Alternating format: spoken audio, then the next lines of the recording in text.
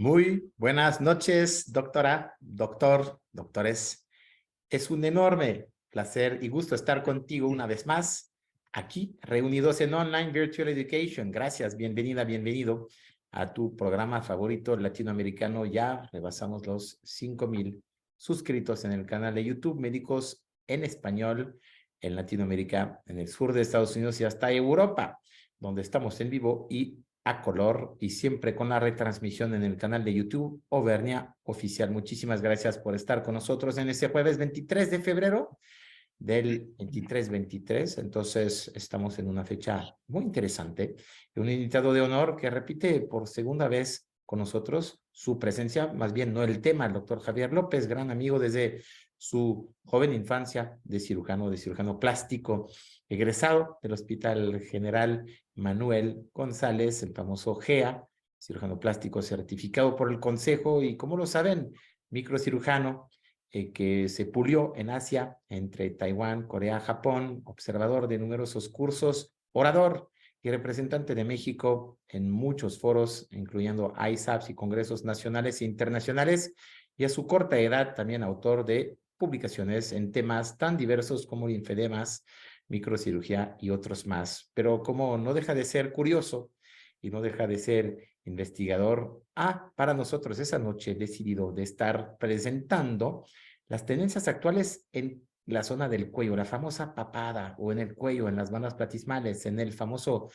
entreceno, esa famosa zona que me acuerdo hace 19 años cuando lanzamos la toxina Dysport en México, hablábamos del famoso décolleté, recordando la palabra francesa y de esas líneas verticales, de ese fotoenvejecimiento que a veces un bisturí o una tecnología quirúrgica o no quirúrgica normal, convencional, no basta. Entonces vamos a ver los usos y los límites de la tecnología y cuándo sí, cuándo no, por qué cirugía o por qué no cirugía.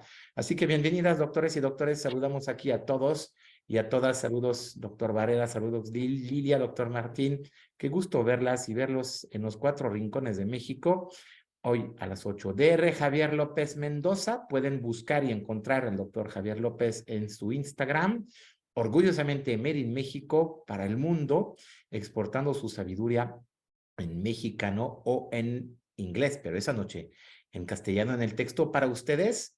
Es un gusto tenerte una vez más con nosotros a nombre de nuestros distribuidores autorizados, asesores comerciales, saludando RRDIS, Rocío y todos los que están dando en los hospitales escuela presencia, los cirujanos dermatólogos y jóvenes médicos que empiezan en ese mundo de salud, belleza y bienestar. Gracias, Javier, por estar una vez más con nosotros. ¿Cómo estás? Muy bien, muchas gracias a ti, Emanuel, por la invitación y a Carlos por ayudarme en la logística de la presentación. Listos cuando tú digas. Siempre felices de tenerte, recordando que dentro de la MCPER has ocupado por muchísimos años cargos como coordinador científico, gran armador de esas pláticas donde no solamente has podido tú exponer, como siempre invitado, pero invitar a ponentes, maestros, amigos y acercar los pueblos a través de la ciencia. Y esta noche, una vez más, haciendo historia con nosotros, bienvenido. Gracias y adelante. Tu punto de vista me interesa, tu saciedad o insaciedad de investigar y de probar de todo, no solamente lo quirúrgico, te hace un cirujano que yo llamo ecuménico o integrativo. Así que bienvenido en esa práctica y gracias por estar con nosotros una vez más. Adelante. Muchas gracias, Emanuel. Agradezco a Auvernia, a Emanuel, a Carlos, a todos los involucrados en OVE por esta oportunidad. Básicamente lo que quiero tocar son las tendencias que hay sobre tecnología, básicamente pues, lo más actual que es el Pacer, FaceTite, Morpheus, AccuTite o cirugía abierta, ¿no? Que es básicamente toda la publicidad que nos bombardea hoy en día, pues obviamente para que compremos equipos y muchas veces no sabemos qué esperar de estos equipos. Sabemos que no importa la cultura en donde nos movamos, la zona geográfica del mundo, el país, el cuello siempre será un sinónimo de juventud independientemente de la raza, el color o las preferencias que tengamos. Sin embargo, en la vida real nos enfrentamos con pacientes que tienen cuellos con volumen abundante, con laxitud cutánea severa, con una combinación de laxitud cutánea y volumen, o en los casos más severos, una combinación de esto más las famosas bandas platismales que ya mencionó Emanuel. Vamos a diferentes congresos y en muchos sitios nos dan N cantidad de alternativas para manejar el tercio inferior y el cuello. Y quise concentrar estas tres opciones porque básicamente son las que atacan de forma directa la estética del cuello. Podemos intentar corregir el ángulo cervicomental y se han descrito diferentes alternativas, como puede ser retirar la grasa subplatismal, liposucción, suturar los músculos digástricos, cirugía abierta, transección del platisma, cirugía abierta. Mucho del tema estético es la corrección de la definición de la mandíbula. Y esto, además de hacerlo con métodos quirúrgicos, se puede llegar a hacer con fillers, ya sea de largo plazo, de corto plazo, combinados con hidroxiapatita o simple y sencillamente ácido hialurónico, bioestimuladores, etc. Pongo en signos de interrogación si los hilos realmente sirven para la corrección de definición mandibular, pero han estado descritos. Y la definición del ángulo mandibular. Esto se puede realizar también de forma quirúrgica o bien con lipoinyección y también con fillers.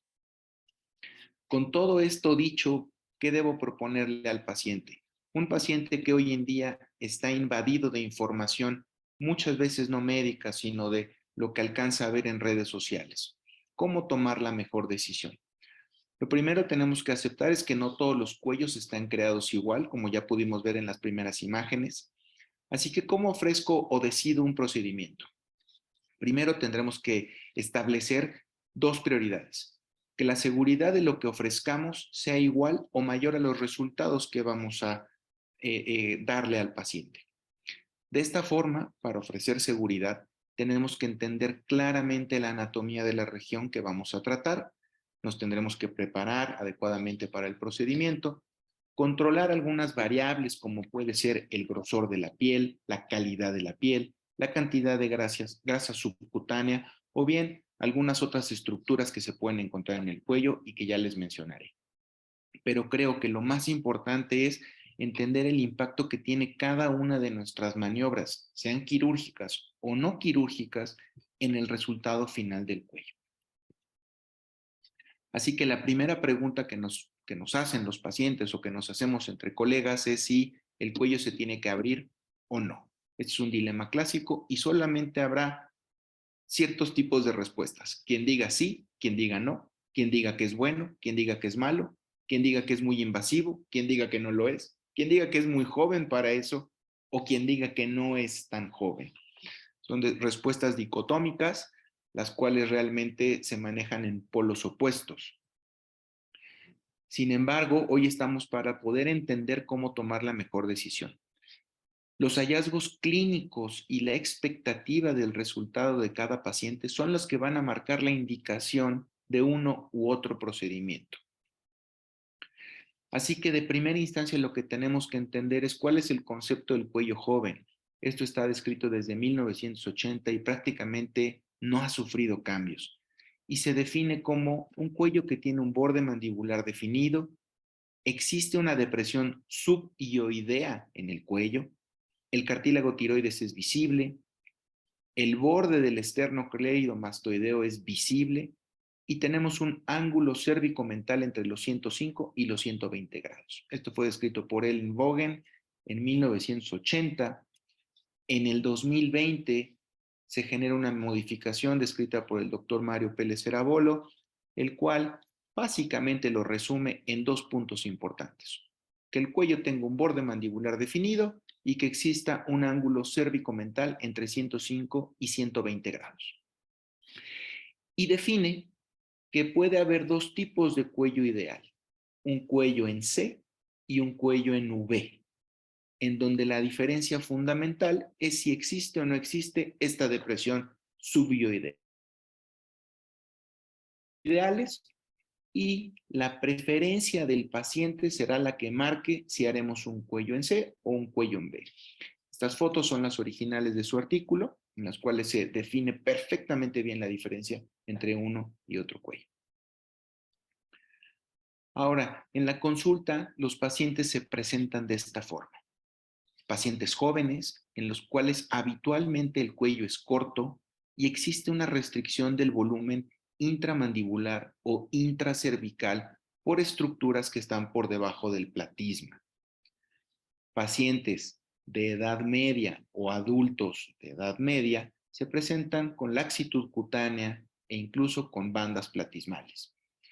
Y en pacientes ya más seniles, como esta paciente, 74 años, se presentan con exceso de volumen, laxitud cutánea y elementos intracervicales agregados. Así que tendremos que entender en estos cuellos qué estructuras sobran, cuáles faltan, cuáles tienen tosis y cuáles no caben dentro de la mandíbula.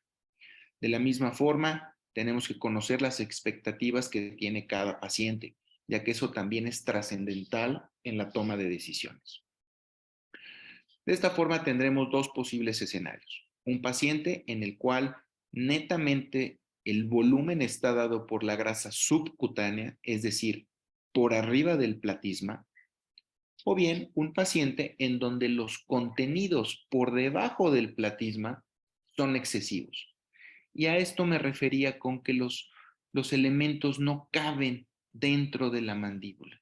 Es decir, no caben en el piso de la boca, ya sea por restricción del tamaño de la mandíbula, en estas mandíbulas pequeñas, micrognáticas, o bien porque han sufrido tosis con el paso de los años. Importantísimo que definamos y entendamos qué estructuras son las que pueden vencerse o que pueden no caber en la boca. Lo primero son los músculos del piso de la boca, lo cual involucra el miloioideo. En segundo punto, los músculos digástricos, que están anclados al yoides.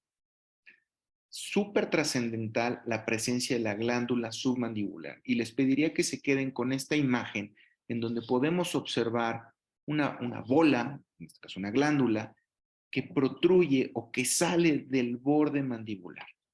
Esto en un paciente con una tosis de esta glándula, pues ese volumen será evidente por debajo del borde mandibular. Eso lo iremos tocando y veremos cómo se maneja para cada situación en particular. Después tendremos la grasa subplatismal por debajo del platisma. La mandíbula que contiene todas estas estructuras y también marca la pauta fundamental en pacientes jóvenes.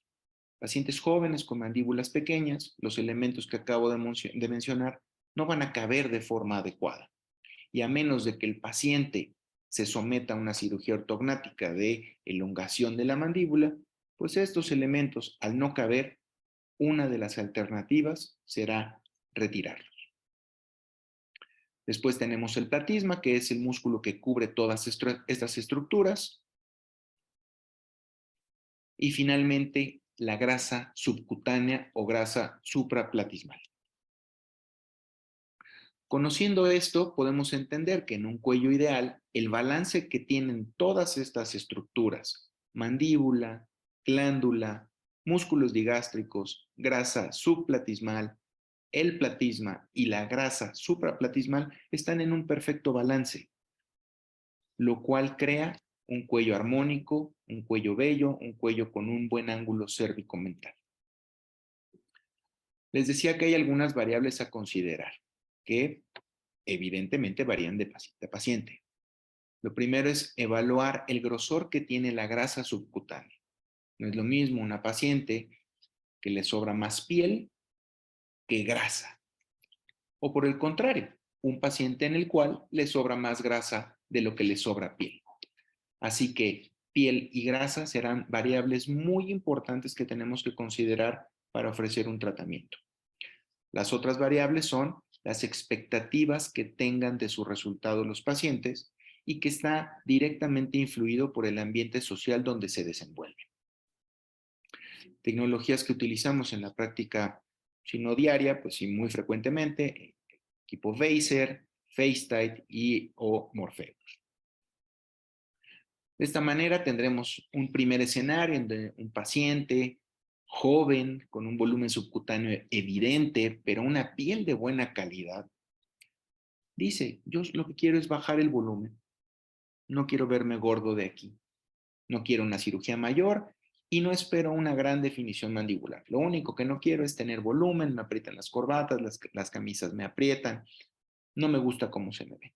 Vale, pues en este paciente con una buena calidad de piel, esperamos una buena retracción cutánea. Así que este paciente se puede beneficiar desde una liposucción simple hasta una liposucción asistida por tecnología. En este paciente en particular se le propuso la liposucción con Vaser, que es una liposucción asistida por ultrasonido.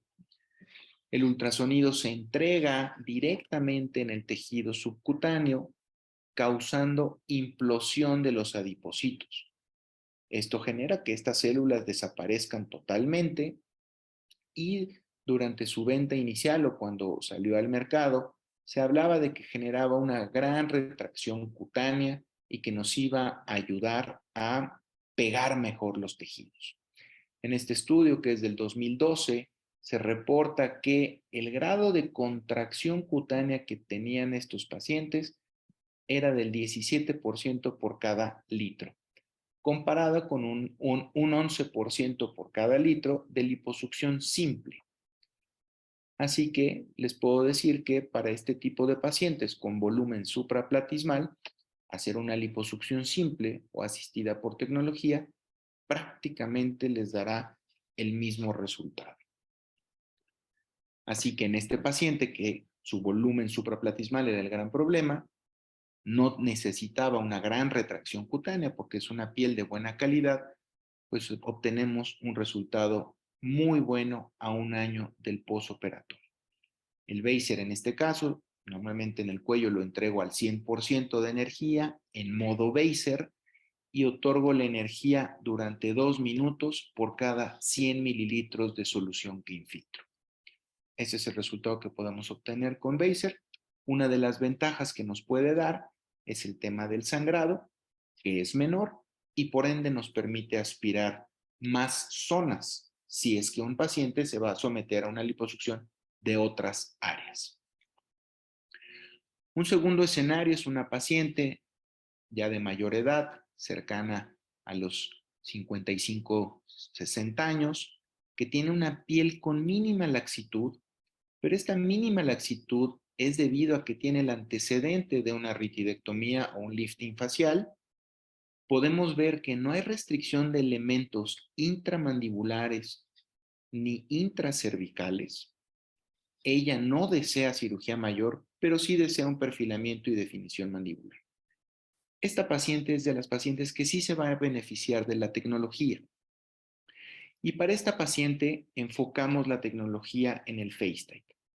Para los que no han oído hablar del FaceTite o no conocen el FaceTite, es una tecnología que promueve la casa comercial InMode, la cual consiste en hacer lipólisis asistida por radiofrecuencia.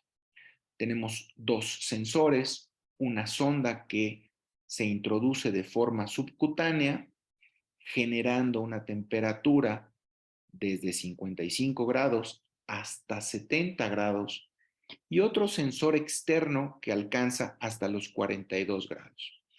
Esto genera una lipólisis por calor, es decir, el adipocito nuevamente muere, pero el mayor beneficio que genera la entrega de la radiofrecuencia es la contracción de los septos cutáneos que le dan tensión a la piel.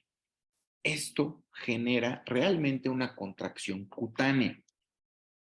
Así que para pacientes como esta que les acabo de mencionar, podemos ofrecerle un tratamiento en el tercio inferior como vemos en la imagen, en donde el área verde será una zona de máxima seguridad, en donde entregaremos máxima energía, la zona roja una zona de riesgo, ya que por ahí pasa una de las ramas del nervio facial que no queremos lastimar con la energía, y un área azul en donde no recomendamos entregar energía, ya que es justamente el borde de la mandíbula y no queremos disminuir volumen en esa zona. Así que de toda forma hacemos un tratamiento prácticamente con el paciente solo en sedación, procedimiento de consultorio, entregamos energía térmica, podemos escuchar el zumbido al fondo que indica si estamos llegando a la temperatura o no. Lo hacemos a través de una pequeña incisión. Y para un poco más avanzado, los que son usuarios de FaceTime, de InMode, saben que tenemos una pantalla en la cual podremos controlar esta temperatura que les mencionaba. La temperatura externa, la cual la podemos llevar hasta los 42 grados y que dependerá de la calidad de la piel que tengamos, si queremos una máxima contracción o no. Y la temperatura interna, que dependerá del grosor de la grasa subcutánea. Y esta la podemos llevar hasta 70 grados. Lo que está reportado en revistas científicas es que el porcentaje de contracción de la piel se alcanza hasta un 25.8% cuando se combina con liposucción simple. Y estos resultados se mantienen, al menos en esta publicación, desde las 6 semanas y hasta un año. Hasta un año porque fue el seguimiento que tuvo este artículo en particular. Sin embargo, de las personas que llevan muchos más años con el equipo, mencionan que hasta 7, 8 años pueden mantener el resultado. Otras cosas de lo que se ha publicado es que este tipo de procedimientos puede ser comparado con procedimientos excisionales pequeños o conservadores. Es decir, se compara con un mini lift, con algún tipo de suspensión con hilos, con combinaciones de neurotoxina y rellenos. Así puede llegar a ser comparado este procedimiento. En publicaciones mucho más ambiciosas mencionan que al combinarse con Morpheus, que es otro tipo de radiofrecuencia, la cual solo se entrega a través de microagujas, podemos alcanzar entre el 40 y el 70% de contracción de la piel. Les decía que la combinación con Morpheus nos puede dar entre el 40 y el 70% de contracción. Así que en una paciente en la cual iniciamos con un cuello en C, a los 9 meses del post-tratamiento observamos un cuello en B. No podría calcular el porcentaje de contracción cutánea que tuvo, pero sí podemos ver que tuvo un cambio en la estructura, tanto de piel como de volumen subcutáneo. Esta es una paciente que está colocada en la página de InMode como un ejemplo a seguir y creo que en los casos donde hay un volumen supraplatismal o subcutáneo tendremos excelentes resultados sin lugar a dudas. Esta paciente es una paciente mía en la cual también le ofrecí tecnología. Sin embargo, quiero que recuerden la imagen de la glándula submandibular. Yo cometí el error y no la identifiqué en el pretratamiento. Y a pesar de que tenemos un buen resultado en el post-tratamiento, esta estructura se sigue manteniendo ahí. El resultado es bueno, sin embargo, corremos el riesgo de que en pacientes con altas expectativas, este pudiera ser un motivo de reclamo. Así que es importante conocer e identificar la presencia de estas estructuras para poder platicarle a la paciente qué alcances podemos tener si es que las tenemos. El tercer escenario es la paciente con una mandíbula pequeña, en donde tenemos una buena calidad cutánea, pero tenemos restricción mandibular y por ende restricción de los elementos intramandibulares e intracervicales. Sin embargo, esta paciente, dentro de sus expectativas, no está lista para tener una cirugía abierta, ya que es una paciente joven. A esta paciente también le ofrecimos un tratamiento de FaceTime, de radiofrecuencia, de lipólisis asistida por radiofrecuencia, la cual, como les comentaba, normalmente las hacemos bajo sedación y la combinamos con un procedimiento de Morpheus, que es la radiofrecuencia fraccionada que se entrega a través de microagujas que penetran a diferentes grosores en la piel y una vez que penetran, emiten el pulso de energía de radiofrecuencia. Esto, como pudimos ver en las publicaciones, nos puede llegar a generar hasta un 70% de contracción de la piel. Esta es la misma paciente con un resultado a 8 meses de tratamiento post-FaceTime y Morpheus, en donde vemos máxima contracción de la piel Y prácticamente al año de evolución, sin retoques ni tratamientos alternos, podemos ver que mantiene su resultado. Sin embargo, hoy en día las pacientes, al flexionar viendo su celular, pudieran llegar a detectar algunos elementos subplatismales apretados, como es su caso. Fotografía muy bien de lateral, pero en el dinamismo pudieran observarse estos elementos. Así que, ojo, el resultado es muy bueno, es excelente, pero recordemos que puede saltarnos la liebre y tener alguna paciente que demande un mayor resultado.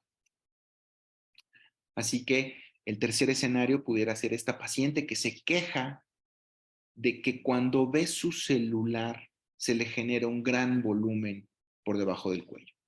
La misma paciente joven, con un volumen subcutáneo moderado, piel con mínima laxitud, con cierta restricción de los elementos subplatismales, que desea un gran perfilamiento y definición mandibular y que tiene altas expectativas de resultado.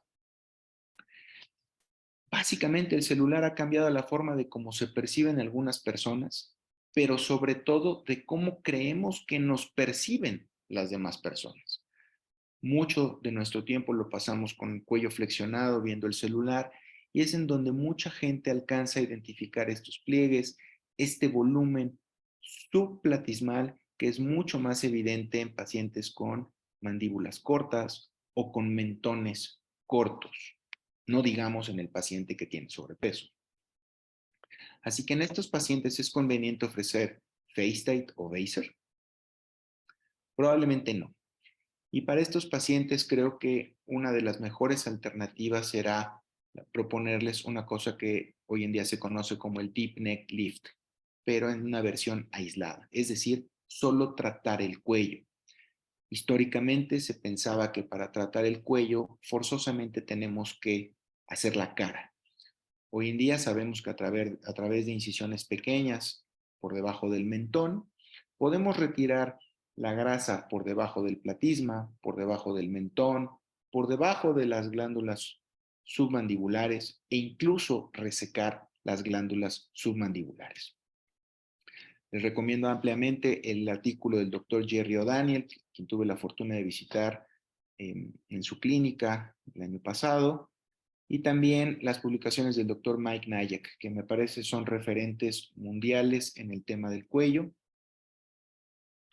Y ellos básicamente lo que mencionan es que a través de una incisión pequeña por debajo del mentón se pueda abordar el platisma, abrirlo y poder encontrar esta grasa subplatismal que en muchos casos da mucho del volumen que en perfil y en flexión genera este acúmulo de volumen en el cuello. Una vez que hacemos la exposición, normalmente esta grasa nos permite, una vez retirada, observar el piso de la boca y las glándulas submandibulares. Esto nos va a permitir tener una exposición y una evaluación de estas estructuras para saber si se requieren resecar o no. Esta grasa subplatismal es un elemento largo y relativamente grueso que al estar por debajo del platisma, pues ninguna tecnología la va a alcanzar, ni ninguna cánula de liposucción la va a alcanzar. Como les mencionaba, se puede hacer en un cuello aislado, como el caso de la izquierda, o bien en conjunto a una cirugía ya formal de la cara. Normalmente esta grasa está sumamente adherida a los músculos del piso de la boca y una vez que la resecamos, nos permite poder ver todo el piso de la boca, los músculos digástricos y el músculo miloioideo. Una vez que vemos estos músculos, pues normalmente hacemos una aplicatura de los músculos digástricos, lo cual va a permitir reforzar el piso de la boca y generar un ángulo o una línea prácticamente recta en el piso del cuello. En los casos en donde la glándula submandibular no es mayor problema, una vez que se aplican los digástricos, se cierra el platisma y se da por terminada la parte profunda del cuello. Normalmente este cierre lo hago con un Vitril de 2 ceros Una vez que lo hacemos, limpiamos y irrigamos con solución fisiológica para evitar cualquier tipo de hematoma. Y este es el resultado inmediato de la misma paciente en sala de operaciones. Una incisión pues, relativamente pequeña por debajo del mentón, un drenaje que mantendremos en su sitio de 4 a 5 días y un resultado inmediato a 3 semanas en donde podemos observar un cambio ya bastante importante en la estructura de su cuello y que muchas veces en mucha gente le da miedo el tiempo de recuperación. Y es uno de los factores por los cuales no les proponen cirugía abierta, porque mencionan, vas a tardar mucho tiempo en tu recuperación, vas a tener que estar guardada en tu casa. Como podemos ver en esta paciente, a las 3 semanas ella prácticamente está haciendo su vida normal, además se realizó una blefaroplastía y la paciente ya está haciendo su vida normal. Muchas veces preguntan por qué en este tipo de pacientes no es necesario quitarles piel o tirar la piel. Y esto se justifica básicamente por la geometría euclidiana, en la cual si sabemos la longitud de los dos catetos de un triángulo rectángulo, que esto es el A y el B, si sabemos que esa longitud es de X centímetros, esos centímetros siempre serán mucho más largos o más grandes que la hipotenusa, es decir, que C. Así que no nos sobra piel en la mayor parte de los casos. ¿Por qué? Porque C es menor que A más B.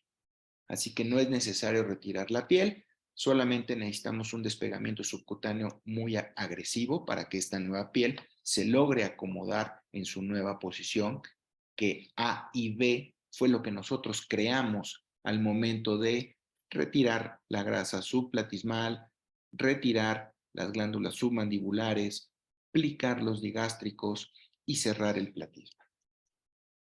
Podemos lograr resultados muy ambiciosos con este tipo de técnica. Y finalmente tenemos un cuarto escenario en donde tendremos una paciente de mayor edad, en donde tenemos un volumen subcutáneo generoso, pero también tenemos una piel con máxima laxitud. Además, tenemos la presencia evidente de elementos subplatismales, como en este caso la glándula submandibular, que ustedes pueden identificarla ahora de forma muy fácil. Además, tiene bandas platismales y en el caso de ella, desea mejorar la cara y el cuello. Así que bueno, la tecnología en estos casos puede ser efectiva, pero tiene un límite en sus resultados. Les mencionaba que ahora soy muy observador en el tema de la glándula submandibular y como podemos ver en estos resultados a 2 meses e incluso a 10 meses, la presencia de esta glándula permanece. Y aunque la paciente evidentemente mejoró y tiene un resultado estético adecuado para una tecnología no invasiva, probablemente si su expectativa era tener un cuello con una angularidad mayor, pues quedará frustrada y pudiera llegar a ser motivo de algún reclamo hacia su médico. Así que tenemos que saber que nosotros somos responsables de identificar los elementos que se tienen que reparar, que se tienen que pexiar o que se tienen que retirar. La tecnología será buena eligiendo al paciente correcto. Así que debemos conocer y hacerle entender al paciente el alcance que tiene dicha tecnología para no observar este tipo de situaciones, sobre todo a los ojos de pues, los que nos dedicamos a esto, que ahora va a ser un poco más evidente verlo, que aunque tiene un resultado notorio, podemos ver ciertos estigmas de que no se manejan las estructuras profundas del cuello. Así que la tecnología funciona, sí, claro que funciona, pero hay que entender qué estructuras no van a mejorar con una u otra tecnología. Estos pacientes pueden obtener resultados mucho más estables y predecibles con tratamiento quirúrgico y prácticamente con los mismos tiempos de recuperación. ¿Qué estructuras no mejoran con la tecnología? Pues básicamente el platisma, que está ejemplificado con la letra P, la grasa central con la letra C y los músculos digástricos con la letra D o bien con el número 2 en la imagen de la derecha. Estos elementos no van a mejorar con ninguna tecnología. Y no digamos la glándula submandibular. Esta no hay forma de que la tecnología nos la pueda pexiar o disminuir de tamaño. Esta tendremos que ir por ella nosotros. En este video del doctor Jerry O'Daniel, en el cual podemos ver en un cadáver la presencia de la glándula submandibular por debajo del platisma. Es tan grande o está tan tóxica esta estructura que incluso con un platisma aparentemente sano, protruye y se exhibe. En el diagrama de su izquierda podemos ver que cuando hay tosis de esta glándula o la glándula es muy grande, estará por debajo del reborde de la mandíbula. Esto generará el bulto que se observa en esta parte y que incluso queriendo pexiarla, moverla o empujarla, no podemos disminuir su tamaño y no podemos regresarla por dentro de la mandíbula. Así que la única alternativa que tenemos es retirarla.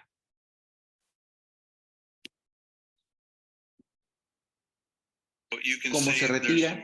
Pues una vez que levantamos el platisma, quitamos los vasos que cubren la glándula, exponemos esta glándula, la resecamos de forma parcial y con esto eliminamos el bulto que tiene la mandíbula. Este paciente es mío, en la cual les mencionaba que también resecamos la glándula submandibular. Se extrae de esta forma, se retira de forma parcial únicamente y eso nos va a evitar este molesto bulto que habitualmente está en el tercio medio del cuerpo de la mandíbula. La misma paciente a 4 meses de evolución, flexionando y con el cuello en posición neutra, en donde podemos observar que las estructuras intramandibulares e intracervicales ya manejadas no generan ningún volumen. La piel sobrante ya se manejó a través de un facelift formal y considero que es un resultado bastante satisfactorio. En otras pacientes en donde también tenemos abundante tejido, elementos intramandibulares e intracervicales, misma filosofía de tratamiento con este tipo de resultados. Pacientes delgadas, considero que son las mejores pacientes para tener resultados predecibles porque no tienen tantas estructuras intramandibulares que tengamos que manejar. Básicamente, reforzar el platisma, quitar la banda platismal y hacer un redraping de la piel.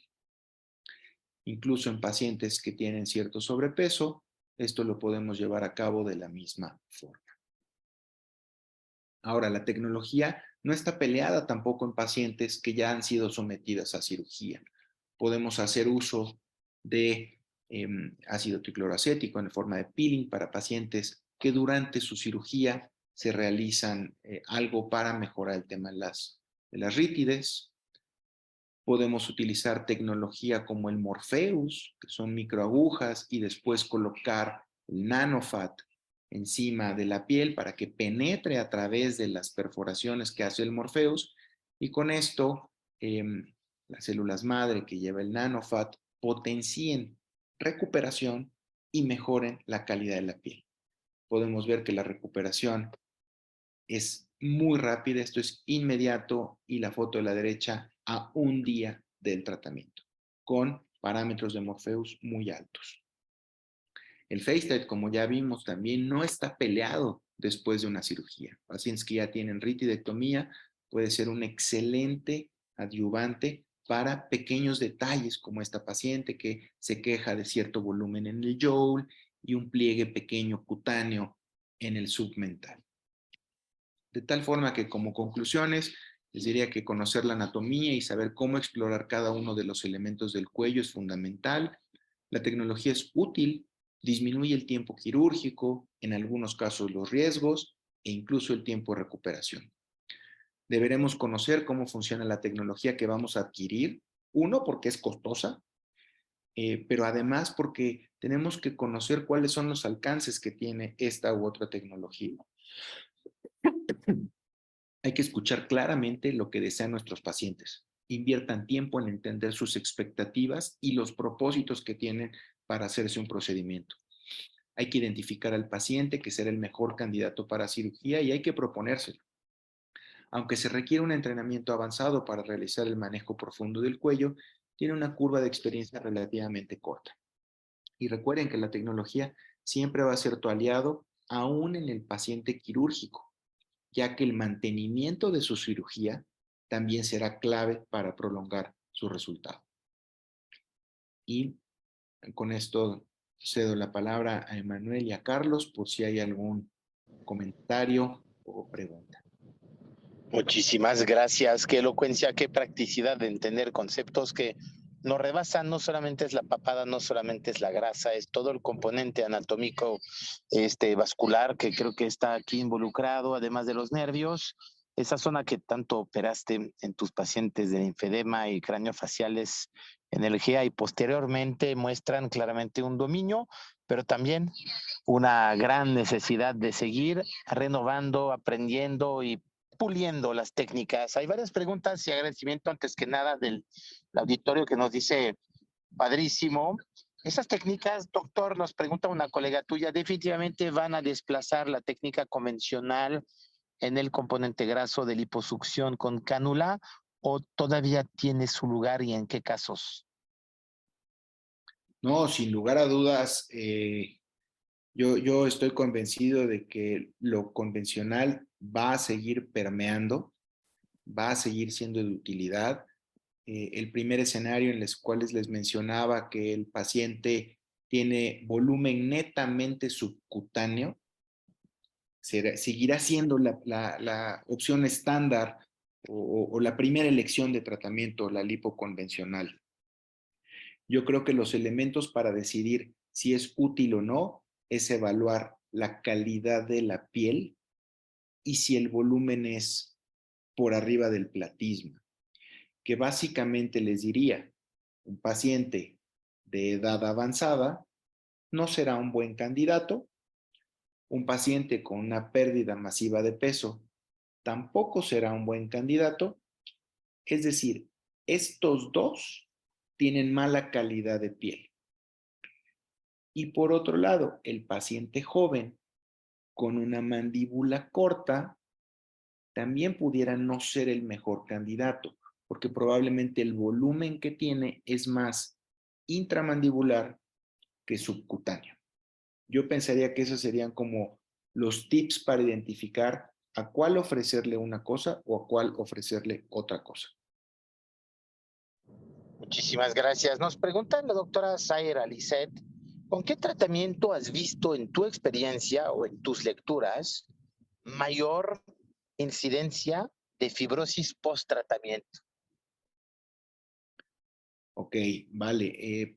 Pensaría que con cirugía abierta, Nos sí creo que pudieras tener mayor fibrosis porque pues prácticamente es un despegamiento total de la piel. Uno tiene que estar muy, muy al pendiente de la posibilidad de seromas, porque el seroma genera inflamación y por ende genera fibrosis. En el tema de tecnología, el FaceTite, si lo manejas en temperaturas adecuadas y generas realmente un calentamiento adecuado de los tejidos sin llegar a una necrosis térmica, no debes tener este tipo de problemas. Muy bien, muchísimas gracias. Nos pregunta tu colega Marcela Hernández, doctor, cuando realizas previamente a la cirugía o al tratamiento, en ese caso, perdón, ultrasonido de tejidos blandos, sobre todo para definir si hay descanso de las glándulas submandibulares, es decir, haces un ultrasonido, ¿te ocupas de tecnología guiada o lo obvias? ¿Cómo lo haces en ese caso? No, no es necesario, no he tenido la necesidad de hacer ultrasonido diagnóstico. Realmente el simple dedo te permite tocar la glándula submandibular cuando está tóxica. De cualquier forma, al momento de levantar el platisma, exploras la glándula submandibular, la exploras de forma directa, porque puede estar presente sin estar por fuera del borde del, bueno, siempre está presente, pero no siempre está por fuera del borde de la mandíbula. Entonces se requiere sí de una exploración abierta para hacer esa evaluación de la relación que tiene la glándula con el borde de la mandíbula. Así que te diría, ultrasonido se puede pedir, digo, todos vamos a tener glándula submandibular, en todos los casos va a aparecer, pero la relación que tiene con el borde de la mandíbula, pues el ultrasonido no te lo va a dar, ¿no?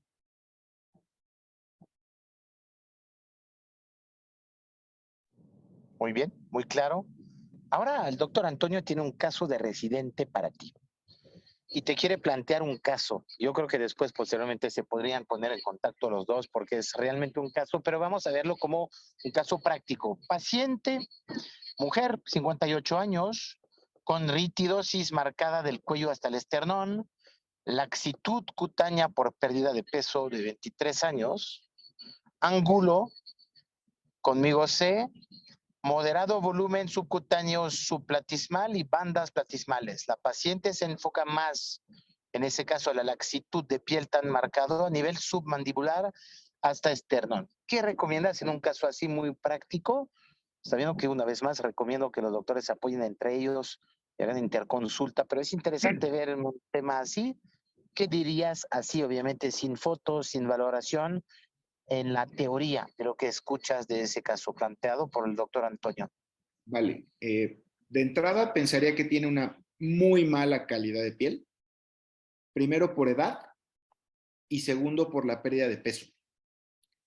Digo, no dice exactamente cuánto perdió de peso, pero si lo refiere como tal, pensaría que pues, estará por arriba de los 10, 15 kilos.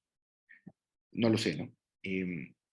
Pérdida de peso masiva más edad es una piel que seguramente estará rota, que tiene pocas posibilidades de poder retraerse con tecnología. Yo le ofrecería pues, realmente una cirugía abierta. Probablemente para la edad, 58 años, le ofrecería hacerle pues, tanto la cara como el cuello. Yo creo que en este caso, digo, sin conocer cómo está el cuello, si es abundante la piel del cuello, la geometría euclidiana probablemente no nos vaya a alcanzar y sí requiramos hacer una compensación hacia el tema de la oreja. Eso solo por temas de piel, pero además menciona que tiene bandas platismales. Entonces, las bandas platismales hablan también de un vencimiento que tiene todas las estructuras intramandibulares. Es decir, ese platisma ya no tiene la fuerza suficiente para cargar esos elementos. Así que mínimo pensaría en cortar las bandas platismales y plicar el platisma. Y a reserva de ver qué elementos intramandibulares se tengan que corregir. Muy bien, muy claro, muy claro. Ahora te tengo una pregunta. En Grupo Bernia Saneo estamos interesados en tecnologías, obviamente siempre como las que mencionaste y tenemos en varios países notadas disponibles en México. Eh, Hay un resurgimiento muy interesante de una tecnología a través de línea o de pluma de un tratamiento de HIFU dual con una combinación tipo línea pluma que permite tener específicamente en esa zona su uso y a un costo-beneficio bastante interesante. ¿Qué opinas de lo mismo? No quiero meter gol con marcas, pero en el tema del ultrasonido focalizado intenso, que es supongo lo que me estás preguntando, algún tiempo lo utilicé. En hombres no me gustaban mucho los resultados, creo que no veía muchas diferencias. Básicamente el ultrasonido focalizado intenso lo que busca hacer es crear daño térmico a diferentes profundidades, que por lo menos lo que tenía una marca era a 2, 3 y 4 milímetros de profundidad. Y entonces el de 4 milímetros buscaba atacar el platisma para que ese platisma se contrajera. En hombres pienso que es el grosor de la piel o a lo mejor el volumen subcutáneo lo que me impedía llegar al platisma, pero en mujeres con poco volumen subcutáneo, la verdad es que el resultado no era del todo malo para hacer un procedimiento no invasivo, con un tiempo de recuperación ultra corto, pero probablemente con la desventaja de que para poder hacerlo efectivo necesitabas energías altas y en muchos casos los pacientes requerían de sedación. Corrígeme si el nuevo equipo tenga que ser igual a ese antiguo equipo que empezaba con algo como Ultera. Eh, no, es algo nuevo todavía que te vamos a mostrar en primicia. No te preocupes, es parte de nuestra siempre encomienda de traer cosas que justamente marquen la diferencia y tengan un lugar específico en su costo-beneficio y obviamente óptimos y en facilidad de uso. Dos cosas antes de terminar, agradeciéndote, estamos aquí muy felices de tenerte con nosotros, podremos seguir así muchas horas más, pero hay que respetar tu tiempo y agradecerte. Pueden contactar de R. Javier López Mendoza en Instagram, búsquenlo, es alguien que publica, que estudia y como lo ven, no se queda con sus conceptos quirúrgicos, sino combina. Y una frase que siempre tú me enseñaste, no es la flecha, es el indio. ¿Qué consejos dirías a todos los que usan esas bazucas o esas pistolas a la hora de entrenarse? Tú que adquiriste aparatología y de tu propia bolsa invertiste en capacitarte en Sudamérica, América Central o América del Norte. ¿Cuál ha sido tu curva de aprendizaje para terminar con eso y despedirnos de ese webinar? Vale, creo que me tomó más tiempo la curva de aprendizaje para utilizar FaceTite y Morpheus.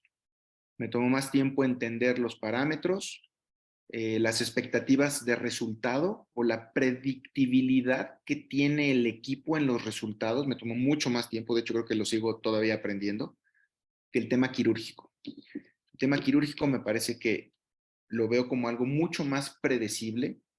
Sí, evidentemente tiene más riesgos, es un procedimiento invasivo, pero creo que la conclusión de esto es, uno, entender lo que busca el paciente, otro, lo que soy capaz de hacer moviendo uno u otro elemento, y combinando estas dos cosas, creo que es la mejor forma de ofrecerle algo realmente satisfactorio al paciente.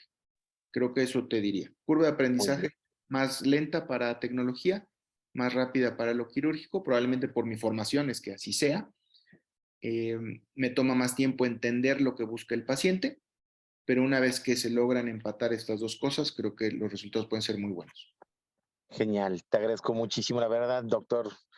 Pues López, ha sido un honor tenerte una vez más aquí, nunca defraudando la reputación, la escuela y sobre todo, pues la trayectoria que te has forjado y que sigues haciendo tan joven, pero tan avanzado en sus conceptos. Muchísimas gracias una vez más a nombre de todo el auditorio.